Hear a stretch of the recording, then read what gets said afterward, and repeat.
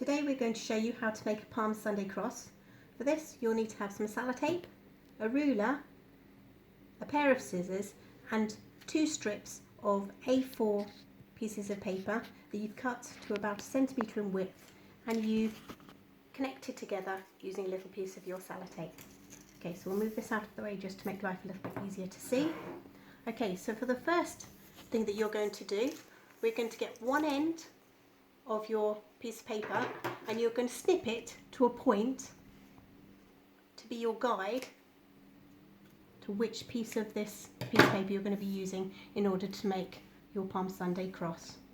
Okay, the next thing you're going to do is, if you use your scissors again, just guide it along the edge and you're just going to take out a little bit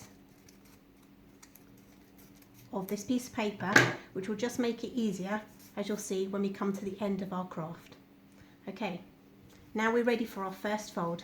If you get the bottom piece of paper, which has got the flat end, hold it towards you and then you're going to take the top section and fold over to the so that it bends down towards you, and you want to bend it down so it is roughly about 15 centimetres or 16 centimetres in length, and give it a little bit of a crease.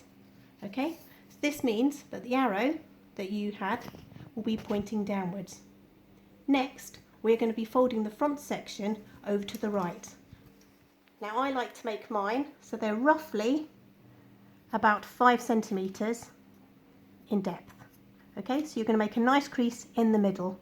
This will show you where you want your crossbar to be. Next, take the section that has the arrow on it and you want to bend it around the back of the cross so it is now pointing to the left. Next, take the section pointing to the left and once again bend it around the front of the cross so the section that was pointing to the left is now pointing to the right.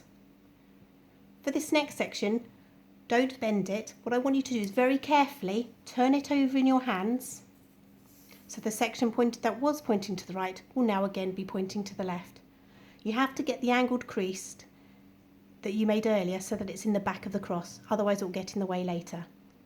Now we're going to be moving to the right again, so for the last time take the section that was pointing to the left and yes, bend it across once more to the right hand side.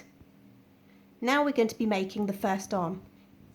Make a bend in the section pointing to the right and fold it back across your cross so it goes across the centre, and roughly have a look to see what size arm you would like on your cross. Mine is again 4 to 5 centimetres in length. Okay, so now your arrow should be pointing to the left. Now we're going to make another bend towards us to form the left hand section of the crossbar. If you keep a rough eye, see if you can get the left arm and the right arm to be about the same width. Okay, well done. Okay, now we want to take the cross and we want to make it angled so the angle is facing upwards. Okay, now we're going to thread it. So using your pointy end, if you look down the vertical part of your cross, there should be a section where you can slide it through the back, and you're going to pull it down to make it a little bit tighter. Okay, once you've pulled it through, we're going to repeat this process. So again, fold your arrow so it is again pointing upwards, and once again tuck it down the little pocket that's in the back of your cross and pull it through for the final time.